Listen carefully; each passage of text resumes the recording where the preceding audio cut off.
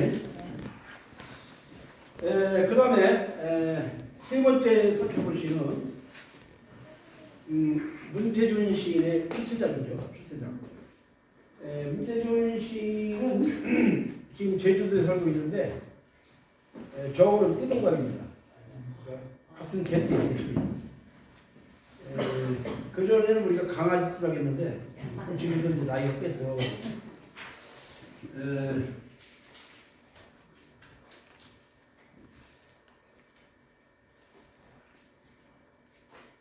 한번 읽어보겠습니다. 가재미. 원래 이 가재미는 서투리입니다. 서투리. 표준어는 가자미가 맞죠. 네? 가자미. 근데 시에서는 서투리가 보고예요. 서투리가 시에서는 아주 중요합니다. 그래서 서투리로 재미 보는 시인이 있을까요? 백서가.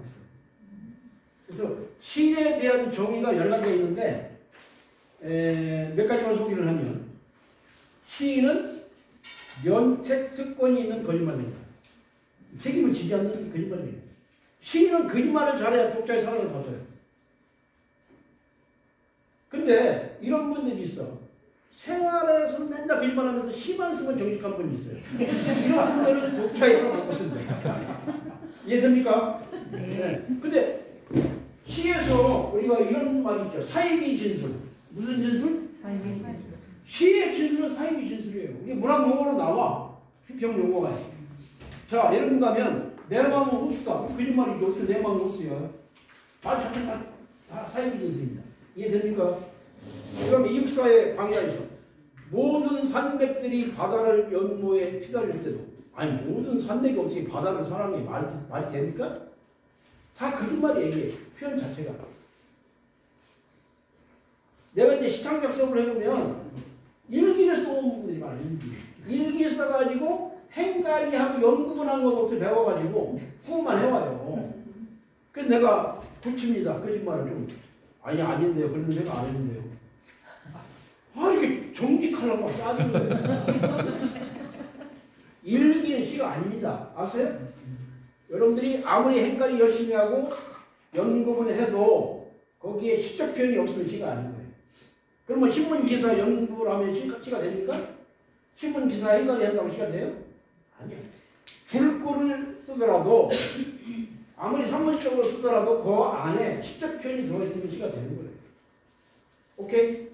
그래서 나한테 시집들이 많이 날라오는데 시집을 딱 열어봤을 때 처음부터 끝까지 다 연구분 되고 행가리 하시는 시를 안 봐요.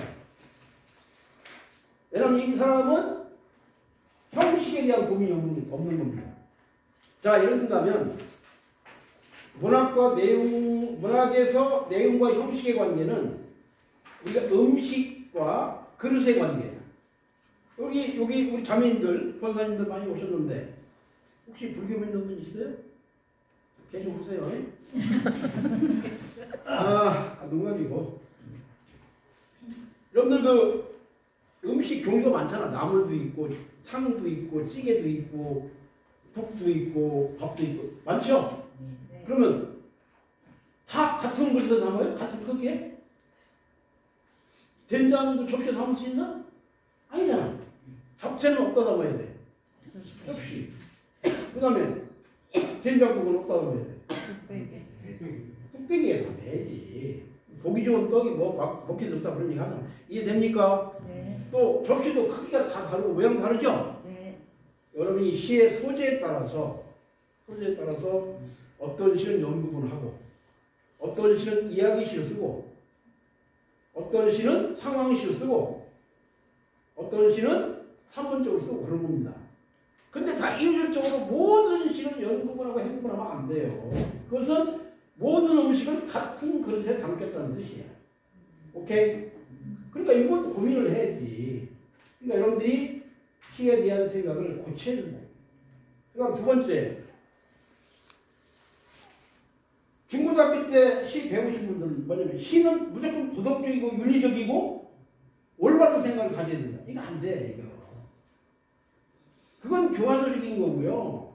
시는 별로 생각이 다 들어가야 돼. 불안한 생각도 들어가야 되고 싸가지 없는 생각도 들어가야 되고 욕망도 들어가야 되고. 시의 상상력의 영토가 없어요. 무한대로 펼쳐진 겁니다. 비윤리적인 얘기도 쓸 수 있는 거예요. 오케이? 시는 욕망이 표현이기 때문에 뭐 일부러 그럴 필요는 없지만, 자, 시에 대한 정의를 아까 내가 시는 뭐라고 했죠? 면책특권이 있는 시인은 뭐라고 했어요? 거짓말쟁이.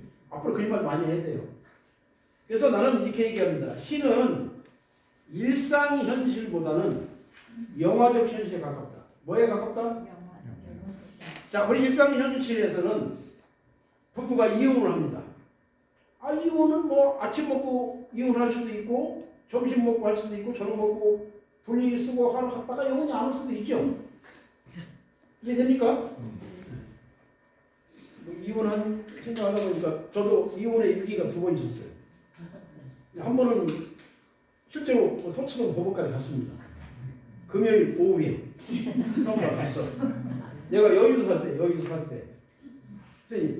아니 TV 드라마 보니까 다 서초동에서 이혼하더라고. 나는 분명히 갔어. 갔더니 그 판사가 뭐라고 하냐면 어디 사세요? 아, 여의도 삽니다. 목동 마을입니다. 서류 뭐 수당 떼왔네. 2가지. 안 떼왔는데 서류 2가지 떼가지고 목동으로 하셔. 그래서 돌아왔어. 갔더니 이미 동사무소 닫았어요. 그래가지고 어린이를 만나서 다시 가자. 이틀 벌었잖아, 시간. 그래서 이혼을 못했어요. 그래서 여러분 이제 이혼하시고 싶은 분들은 관할이 어딘가를 가시고 그리고 서류도 2가지 준비를 하셔야 됩니다. 내가 미리 정보 줬어요. 그런데 일상 현실에서는 빨간색 옷을 입고 헤어질 수도 있죠. 이해됩니까? 네? 근데 영화에서는 아침에 헤어지는 여지는 없어요.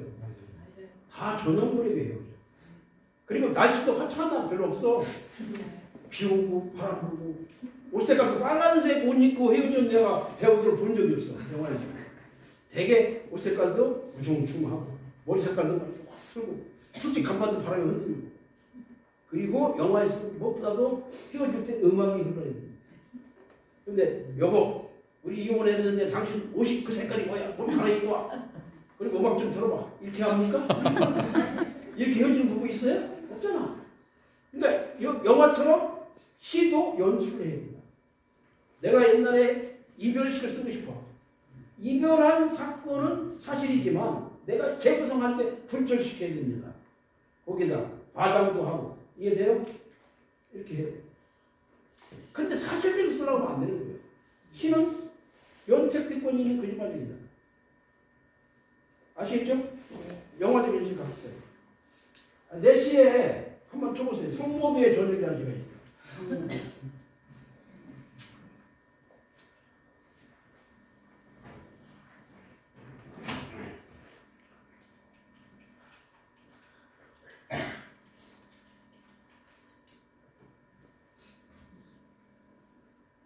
드디어 이재문 씨가 나왔네.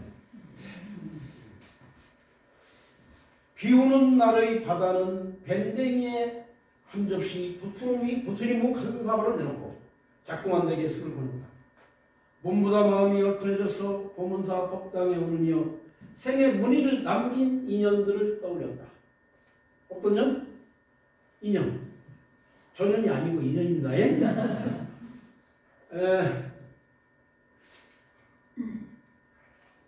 비를 품고 더욱 단단해지기 위해 저녁길은 골똘히 생각에 잠겨 있었다. 비 오는 날에 바다가 쓰는 생애 주름진 문장들을 읽는 동안 마음에 자루가 터져 담고 온 돌들이 하나둘 빠져나갔다.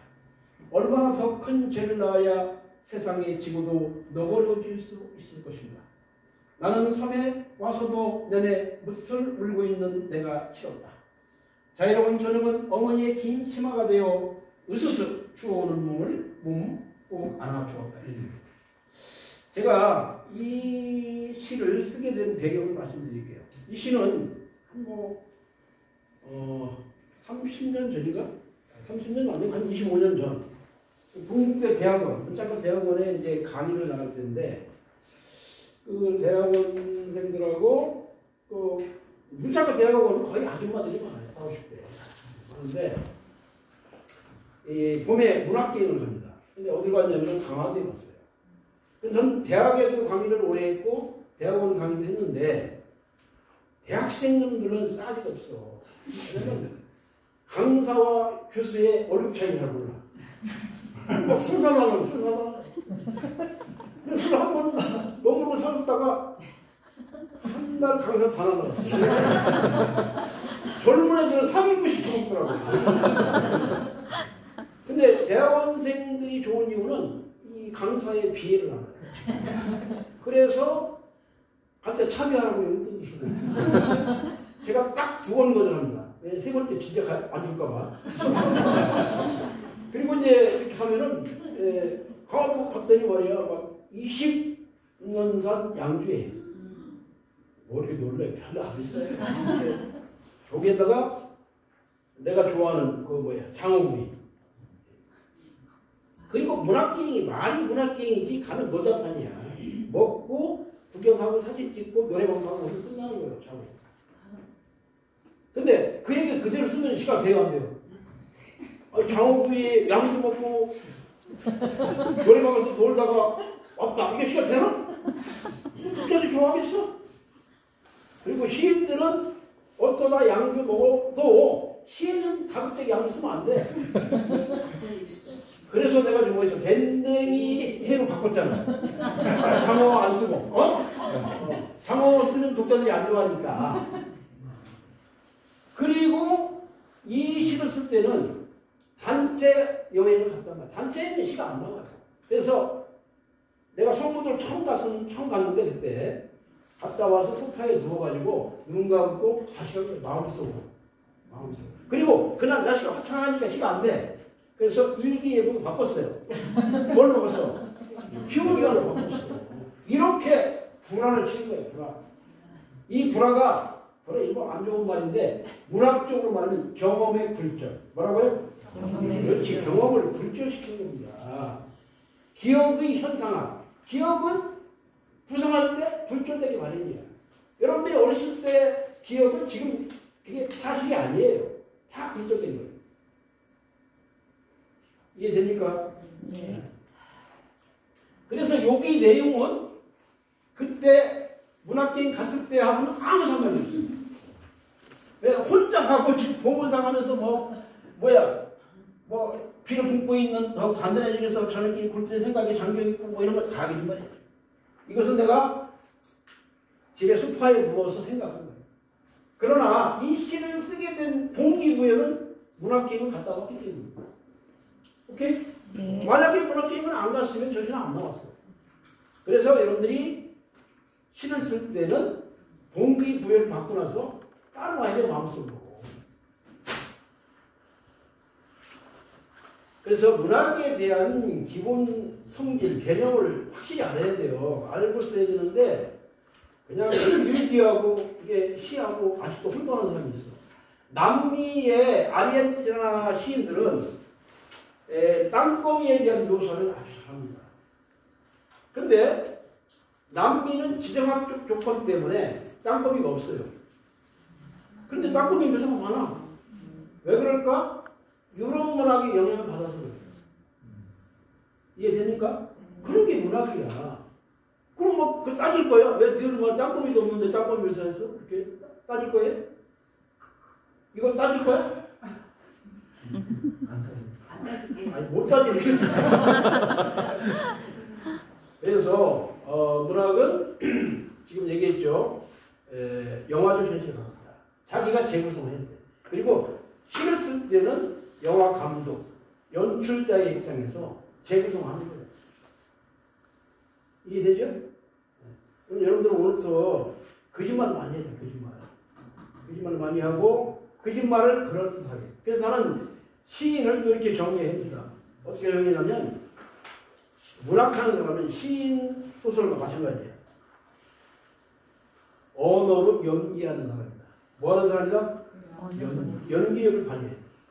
우리가 영화 보고 슬퍼서 울기도 하고 분노하기도 하고 이해되죠? 그럼 왜? 연기하는 사람 연기를 잘하니까 거기 빠져드는 거 아니야. 무서워하기도 하고. 그러면 여러분들이 내가 쓴 시를 가지고 이게 다 어떤 사람이 찾아와서 그래요. 내가 이제 이런 강연을 하면은 뭐라 그래 거짓말입니다. 이게 다 상상력입니다. 거짓말이 상상력이거든요. 그럼 어떤 북한 따진다. 실망했대. 왜 거짓말을 못하냐 이거야. 반장.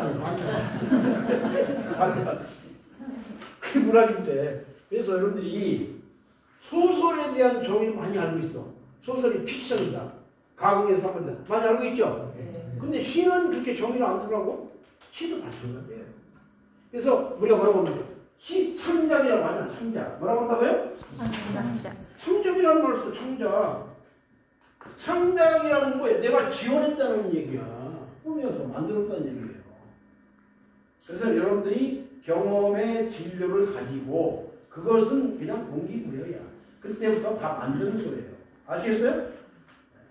제시해 보면은 어릴 때 유년을 추억하는 시 중에 하모니카 불었다는 얘기가 많이 나와. 저 지금 불 줄 몰라요. 불 줄 몰라.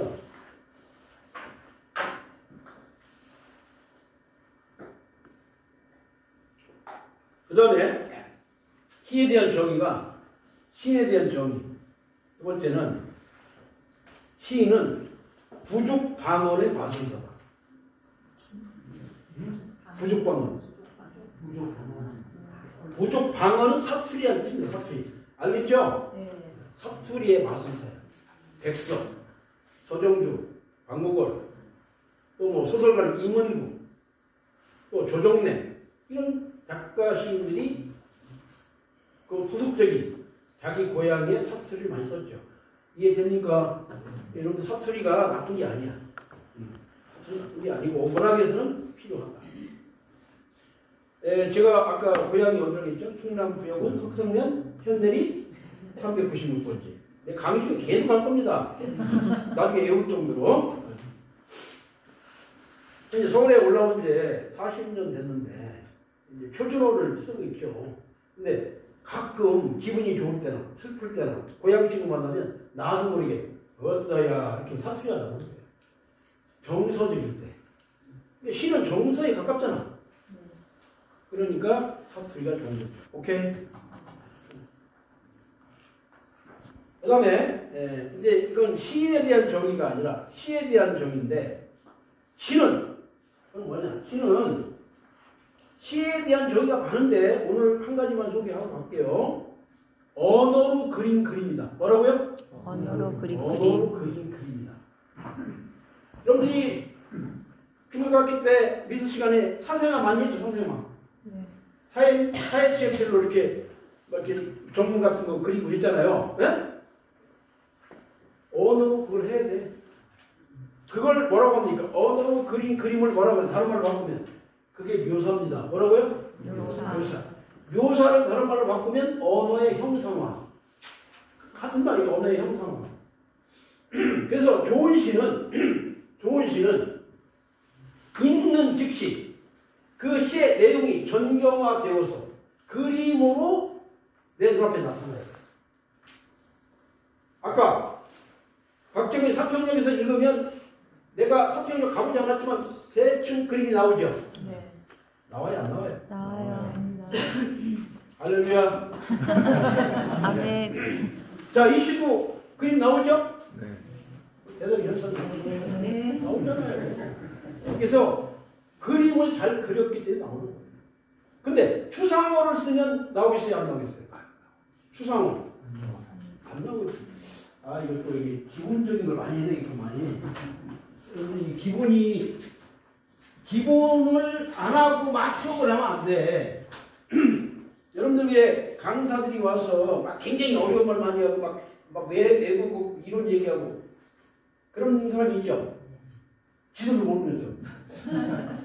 그 강의 쉽게 해야 돼. 쉽게 알아듣게. 무슨 말인지 알죠? 네. 그리고 기본 개념부터 차근차근 밟아 나가야 되는데 그래서 오늘 또 이거 좀 수서 없지만 언어의 종류부터 공부를 하겠습니다. 언어에는 일반어,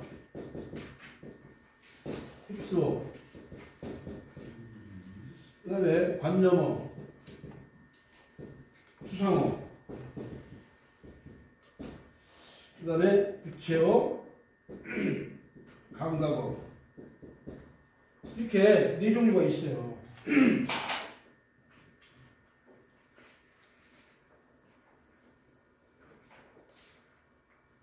자, 그러면 쌀, 보리, 콩의 공통점이 뭐예요? 곡식이 일반어예요. 쌀, 보리, 콩은 특수. 자작나무, 뽕나무, 대나무, 소나무의 공통점이 뭐예요? 나무가 일반어예요. 자작나무는 특수. 알겠죠?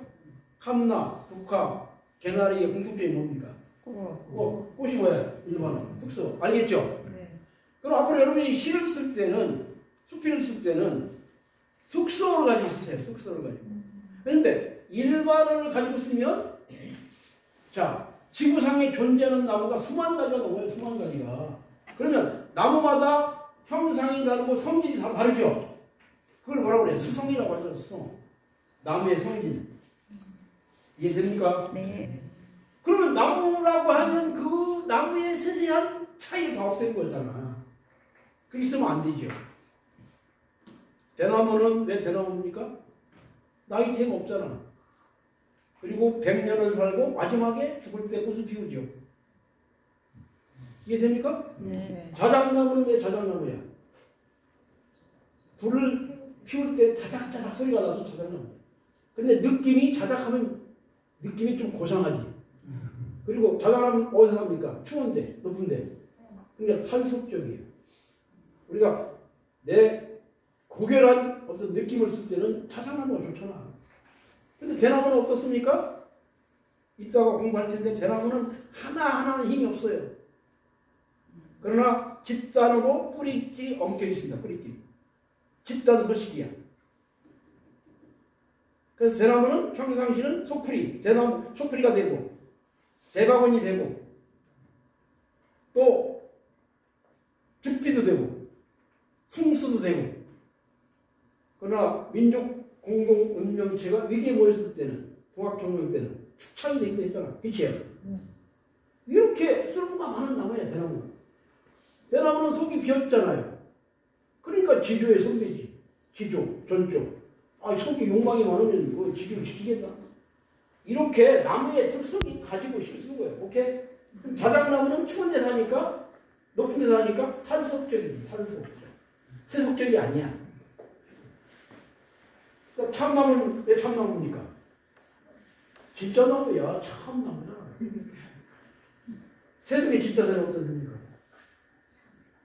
세상에 진짜 새는 참새지. 말장난입니다. 말장난. 네? 근데 참나무는 아주 굳건하죠. 흔들림이 없어. 근데 한번 뽑히면 죽어요.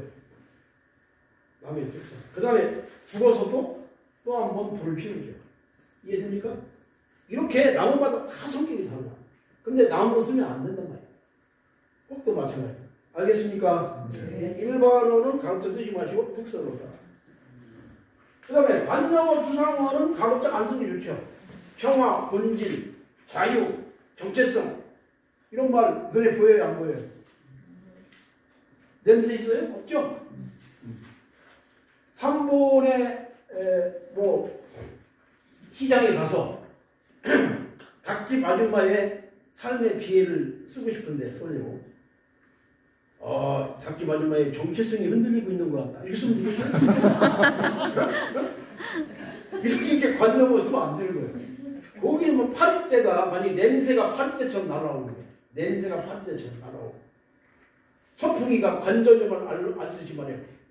볼 때마다 끙끙거리고 이렇게 구체적인 생활 언어를 써야 됩니다. 그게 뭐예요? 부채어 감각어죠.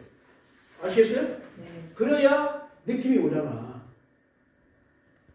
닭집 아줌마의 삶의 본질은 무엇입니까? 모르게 쓰면 되나? 그런 말 쓰면 안 돼요. 그래서 시적 언어는 눈으로 익힌 학습 언어가 아니고 개념어가 아니고 귀로 들은 생활 언어. 그게 감각어입니다. 감각어. 감각어를 중요 써야 돼요. 근데 감각어라고 해서 아예 도예시하고 안 쓰느냐? 그건 아닙니다. 관념어도 감각으로 바꿨으면 좋아요.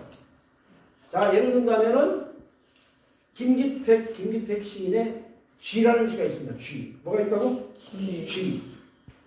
쥐라는 시 보면 첫 귀절에 이런 말이 나와요. 구멍 속에서 불안이 두근거린다. 구멍 속에서 뭐가 두근거린다고? 불안. 불안은 관념어죠? 불안 부는 사람 있나요? 근데 두근거린다는 건 감각적이야. 그래서 관념을 감각적으로 표현했죠. 아주 좋은 시가 나온 거예요. 그래서 관념을 감각으로 환치해서 표현하면 좋은 시적 표현입니다. 그러나 생경하게 날 것 그대로 관념어나 추상어는 안 쓰는 게 좋다. 관념적입니다. 여기까지 이해되셨죠? 네. 그래서 우리가 언어의 종류도 좀 알 필요가 있다. 이렇게 말씀드리고, 자, 지금 몇 킬로 많이 갔는데 다시 언어의 전연으로 돌아와서 아들님 문제 좀 보겠습니다. 김천 의료원 6인실 302호에 산소 마스크를 쓰고 암 투병 중인 그녀가 누워있다. 문태준 시인의 고향이 김천입니다. 김천. 그래서 이거 사실 가능성도 있어요. 있는데 이것들도 사실 너무 사실에 얽매여가지고 뭐 방승호의 병환을 뭐 이렇게 쓰고 싶은데 방승호가 어디 입원했냐면 서울대 병원 특실에 입원했어요. 근데 가급적 서울대 병원 특실 쓰지 마세요. 그럼 독자들이 별로 감동할 생각이 없습니다. 이해됩니까? 네. 여기는 첫 기장부터 감동적이야. 왜? 김천. 좀 시골이잖아. 근데 병원도 아니고 뭐야? 그 다음에 미진실이야? 이게 특실이면은 또 이게 감동하기 그래. 산인실도 아니고 미진실이야? 이거 감동할 수밖에 없어요. 첫 기장부터 좋습니다. 알겠어요? 네. 그 다음에 302호. 302호도 계산했을 거야. 902호보다 302호는. 그러면 김천은 높은 건물이 없어요. 없다는 얘기죠. 물론 특징자도 있겠지. 근데 의료원이 특징일 가능성은 없어요. 그러니까 이런 것들도 보이지 않게 사실일 수도 있지만 계산할 수도 있다. 아까 있잖아. 거짓말 할 필요가 있잖아. 불철시키란 말이죠. 이해됩니까? 내가 아까 장어구이를 뭘로 바꿨지? 그렇게 해야 돼. 그렇게 해야 돼.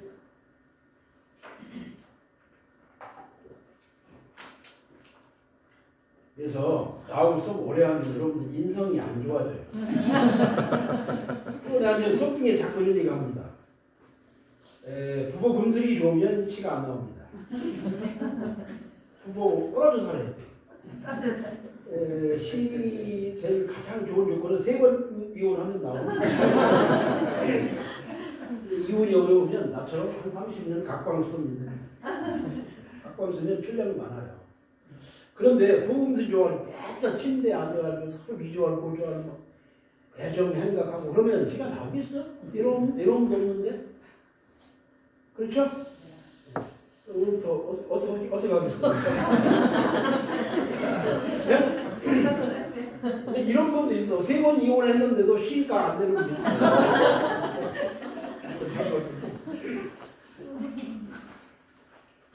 바닥에 바짝 엎드린 가재미처럼 그녀가 누워있다. 생선 가운데 고등어도 있고 낙지도 있고 여러 가지 있어. 그 중에 뭘 선택했어요? 가재미. 가재미가 제일 납작하다. 그리고 판다 상태도 좀 납작해. 말라가지고. 암 환자니. 이해돼요? 네. 여기서 한 가지 더 수업을 합니다.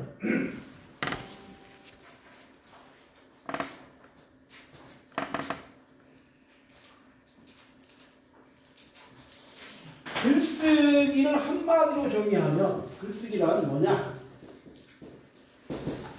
언어의 선택과 배열입니다. 최상급의 언어, 대체 불가능한 최상급의 언어를 선택을 해서 이걸 적절하게 배열하면 좋은 문장이 나오는 거죠. 배열에는 수직의 축이 있고 수평의 축이 있어요. 수직의 축을 우리가 은유의 원리라고 하고, 그 다음에 수평의 축은 환유의 원리라고 합니다. 이게 좀 어렵긴 한데 기본적인 걸 좀 알아두시고 얘기를 들었으면 좋겠습니다. 여러분들 성경 말씀에 이런 말이 있죠. 사람이 뭐만으로 살 수 없다.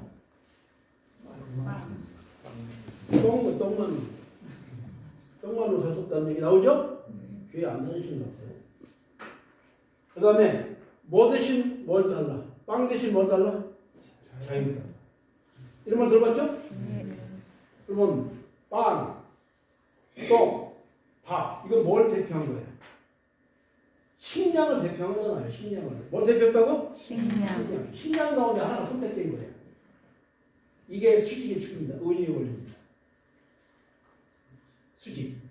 쭉 가운데 하나를 선택한 거예요. 알았죠? 네. 그 다음에 예를 든다면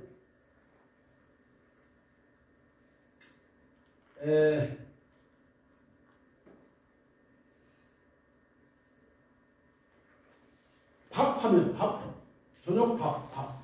아니 예를 들면 식사. 아니 식사보다는 식탁이라는 단어를 한번 생각해봅시다. 식탁 하면은 여러분들 식탁 주변에 있는 걸 한번 떠올려봐요. 사물을. 식탁 위에 뭐가 있을까요?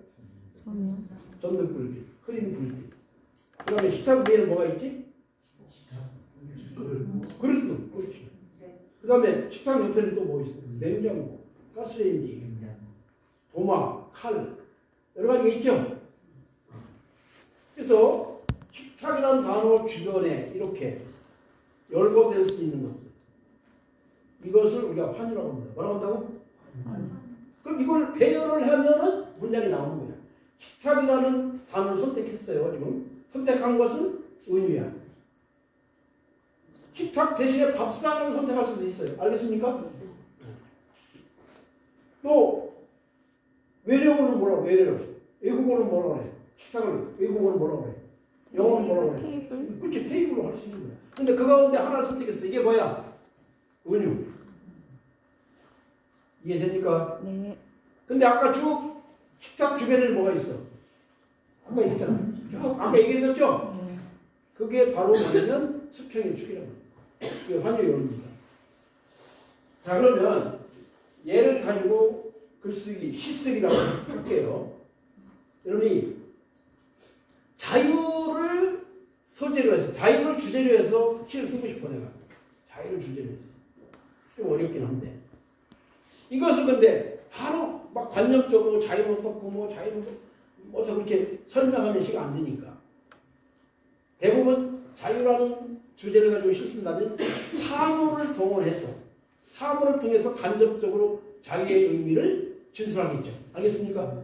근데 자유를 상징하는 동물을 한번 생각해 보세요. 바다에서 뭐가 있을까? 물고기가 있겠지. 물고기. 뭐 고등어가 나올 수도 있고. 낙지는 안 됩니다. 자유하고 상관없어. 그 다음에 새도 있을 수 있지. 새. 종달새. 있을 수 있어. 그 다음에 네 발 달린 짐승에서는 뭐가 있을까? 염소는 안 돼. 혼자 사는 고산지대에 사는 뭐 있어요? 사냥. 그렇죠. 사냥. 그 가운데 하나를 선택해야 돼. 다 쓸 수는 없고. 그러면 하나를 선택한 게 무슨 축입니까? 은유, 수직의 축. 사냥을 선택한 게 사냥.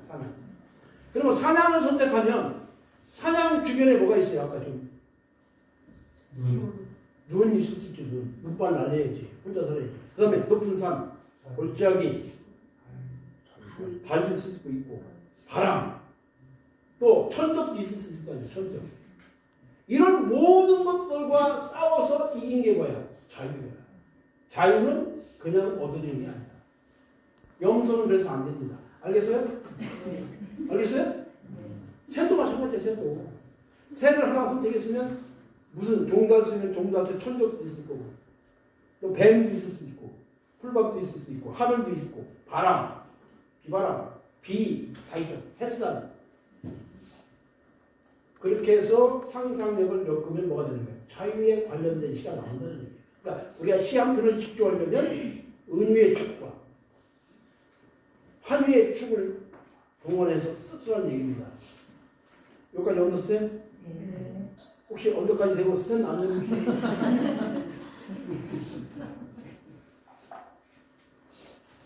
오늘 시간 잘 안 갑니다. 너무 상태가 안 좋아. 자, 계속해서 나는 그녀의 옆에 나란히 한 마리 가재미를 둔다. 그녀가 내가 알기로는 이게 정확한 건 아닙니다만은 큰어머니 같아. 큰어머니. 고모야? 네. 누가 그래요? 제가 읽었습니다. 어디서. 큰어머니라는 말도 있던데. 하여튼 고모가 됐든 큰어머니가 됐든 상관없어요. 이거 중요한 건 아닌데 고모라고 합시다. 고모가 누워있다가 나도 그녀의 옆에 나란히 한 마리 가재미를 둔다. 가재미가 가재미에게 눈길을 건네자. 앞에 가재미가 누구야? 나. 시적 주체. 문세준일 수 있죠? 이 고모에게 눈길을 건네자.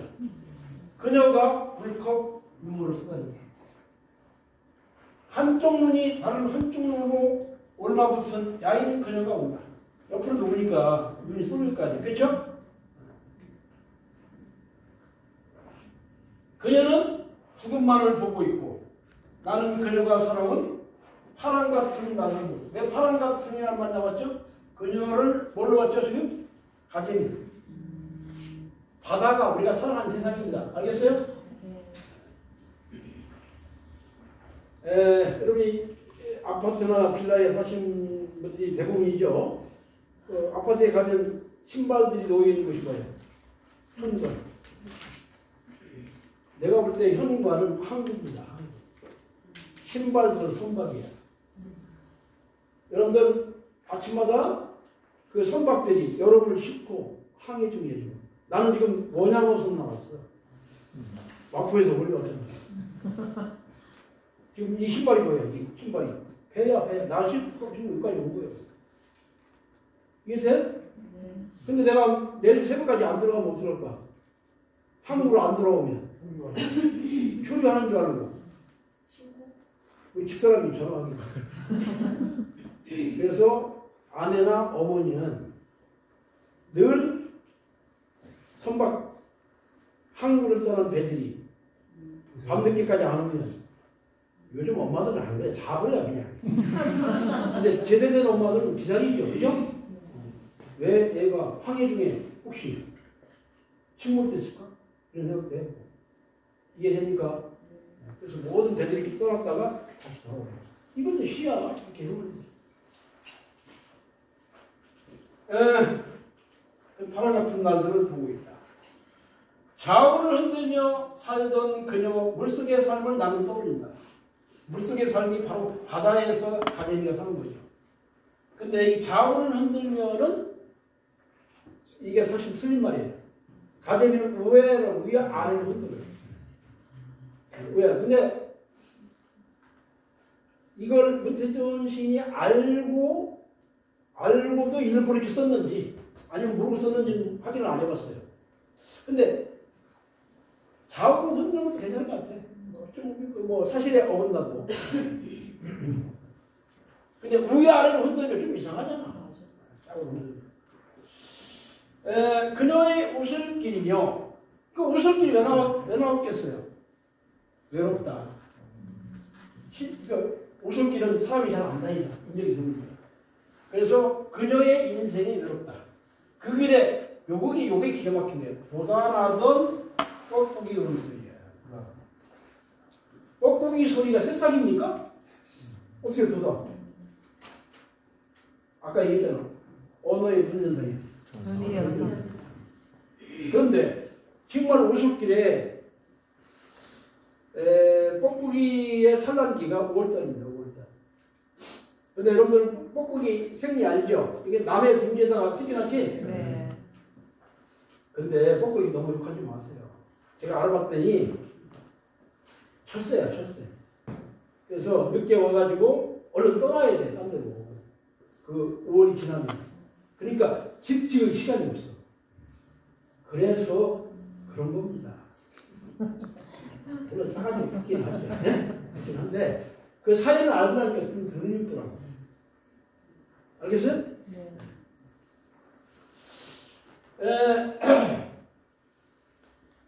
지금 뭐라고 했어? 뻑뻑이 음식. 야, 이게 부담하다. 근데 아무튼 뭐 저도 시골 출신이라 아까 내가 고향이 어디가 있죠? 충남 구역은 석성면 현대리 366번. 아, 예쁜 얘기했는데요. 근데 끝나기 전에 2번 더 할 겁니다. 근데 뻑뻑이 음식이 이제 시골 걷다 보면 뻑뻑 하고 나서 바로 안 울어. 한참 잊을만 하면 또 뻑뻑 합니다. 이게 뻑뻑 이렇게 운다면 보다라는 말을 못 써요. 뻑뻑이 음수의 이 간격이 굉장히 높기 때문에 시인이 느끼면은 마치 싹이 웃는 느낌이 드는 거예요. 만약에 뻑뻑이 음소리가 자발말이 없이 뻑뻑 이렇게 벌었다면은 보다나던이라는 단어를 못 썼다는 얘기예요. 내 말은. 오케이? 네. 이해되죠? 네. 그 다음에 가늘은 국수를 삶던 저녁이며 되게 저녁에 국수 삶아 먹으면 그 집이 양식이 떨어진 거예요. 저도 어렸을 때 저녁에 국수 먹은 적이 있는데 근데 우리 어머니가 이제 국수 한 마리 삶으니까 국수가 이제 물리잖아요. 뭐라고 그러지 말라면 야 국수 먹으면 머리 좋아진다. 다 속았어요. 화 먹으면 머리 좋대 또. 근데 옛날에 우리 어렸을 때는요, 이 라면이 귀했어요. 안성탕면. 기억납니까? 네. 그래서 언니가 이제 이 국수에다 라면을 섞어서 끓인 적이 있어요. 옛날에. 그러면 그게 라면이 귀하니까 아버지 양푼에 라면을 훨씬 많이 먹어요. 어? 그래가지고 언제 원 없이 라면 먹어보나. 우리가 7, 80년대 그렇게 살았어요. 그래서 나는 그 라면에 대한 찬가를 칼럼에 쓴 적이 있어요. 구황식품. 우리 서민에게 라면이 너무나 귀합니다. 우리 배고픈 시절에 라면이 얼마나 좋은 역할을 만났어요. 그렇죠? 지금 뭐 흔전만전. 하여튼 국수를 삶던 저녁이며 흑담조차 없었대. 흑담조차 없었다는 얘기는 정말 가난한 거야. 그렇죠? 없었던 그녀 누세. 장대만 아니야. 장대가 아니고 계속해서 할아버지, 증조 할아버지, 고조 할아버지 쭉 가난이 유정된 겁니다. 우리 아버님이 저한테 유산을 3가지를 줬어요. 뭘 줬냐면 가난, 다혈질, 그리고 마지막으로 무형의 재산을 주셨는데 입을 주셨어요. 이걸 먹고 살아라. 지금 이걸 먹고 살잖아. 좋은 유산입니다. 그렇죠? 가게를 떠올립니다. 2다리는 서서히 벌어져 가랑이 지고 힘이 없으니까 죽어가는 겁니다. 이 표현도 괜찮죠? 폭설을 견디지 못한 나뭇가지처럼 등뼈가 부부정해지던 그의 그 겨울 얼마나 생각합니다. 나는 이 부분이 참 좋습니다. 그녀의 숨소리가 느릅나무 껍질처럼 거칩니다. 좋죠? 숨소리는 감각이 뭔? 청각이죠. 느릅나무 껍질은 시각이죠. 이런 걸 공감각이라고 합니다. 뭐라고 한다고? 공감각. 숨소리의 껍질, 청각이 시각하죠. 공감각을 잘 좋아요. 이재무의 종소리 보고 공감각만으로 성공한 사례를 살펴보겠습니다. 누구의 무슨 시라고요? 이재무의 종소리. 기억해 주세요.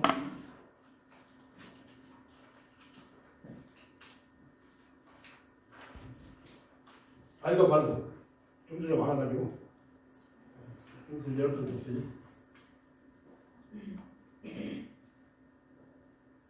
그거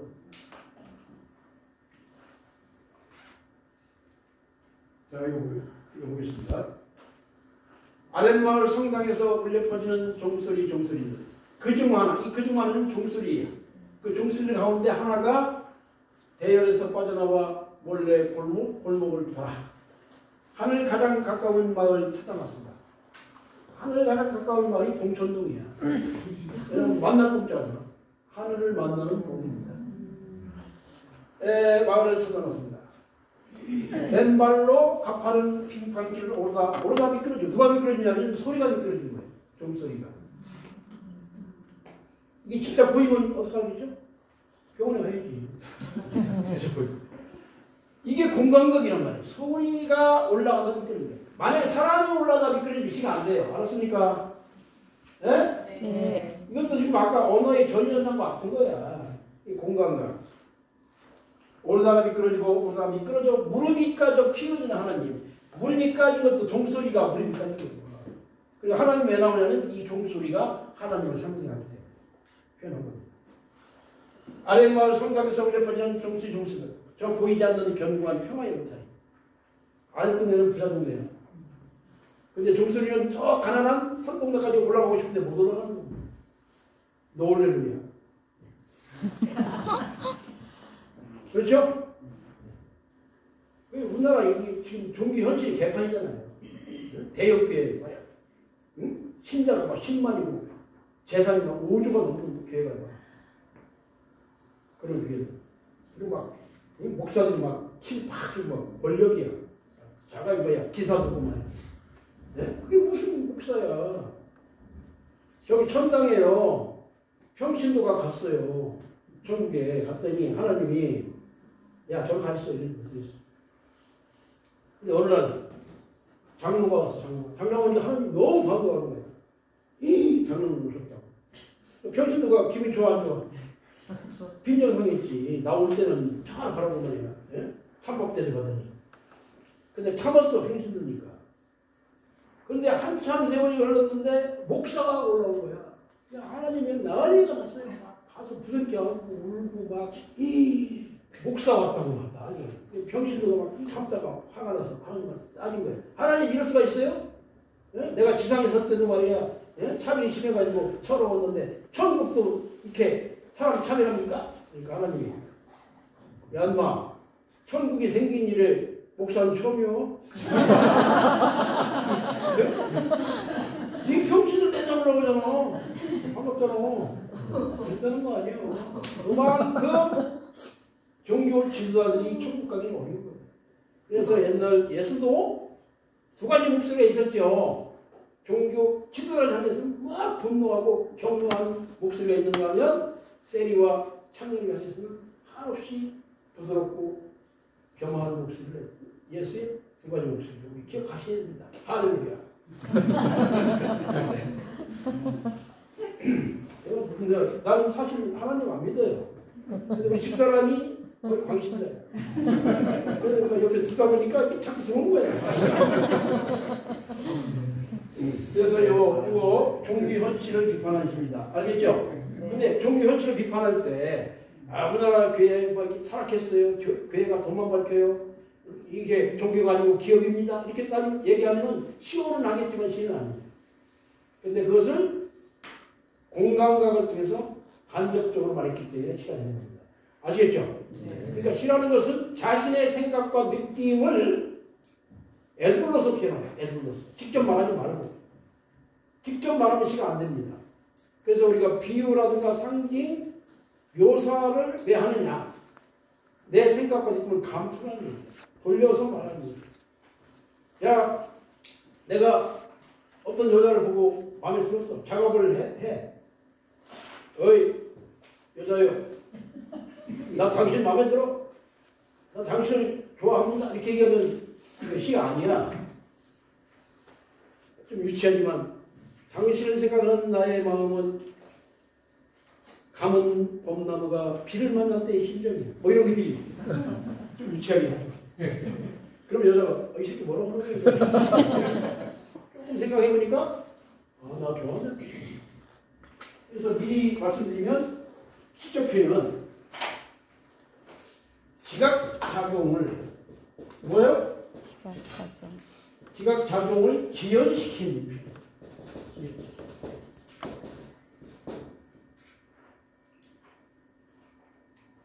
우리가 우리가 신문 기사를 읽으면 그 뜻을 이해하려고 머리를 써냅니까? 이게 무슨 뜻인가 하고 고민해요? 아니죠. 읽자마자 무슨 뜻인지 전달이 돼야 안 돼요. 돼요. 지각작용이 지연됩니까? 안 됩니까? 안 돼요. 안 되는 건 시적편이 아니야. 이 뜻이 뭘까? 아까 얘기했듯이 이게 왜 빙판 올라가서 미끄러지고 그럴까? 다시 이제 그 가정을 합시다. 그래서 우리가 시가 어려운 겁니다. 지각작용을 지연시키기 때문에. 이게 이 뜻이 무슨 뜻일까 하고 몇 번 생각을 해야 돼요. 바로.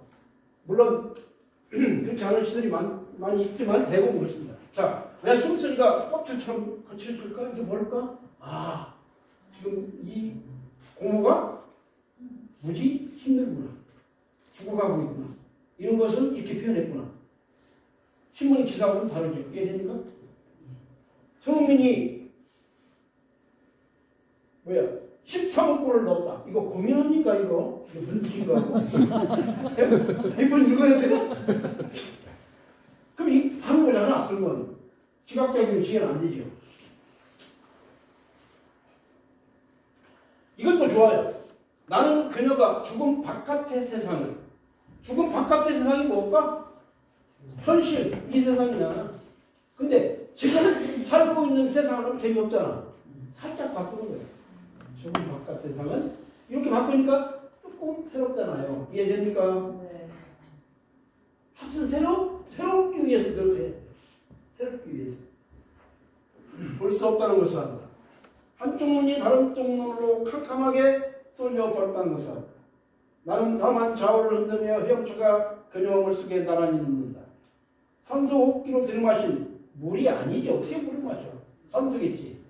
마른 내 몸에 그녀가 가만히 적셔준다. 이것은 적셔준다는 것은 물을 썼기 때문에 나왔지만은 사실적인 표현은 산소기죠. 산소. 이해됩니까? 이렇게 해서 언어 전현상이 여기도 나왔고 결정적인 것은 여기 고단하다. 이 부분이 들었기 때문에 역시 좋은 시로 등극할 수가 있었다. 이렇게 말씀을 드립니다.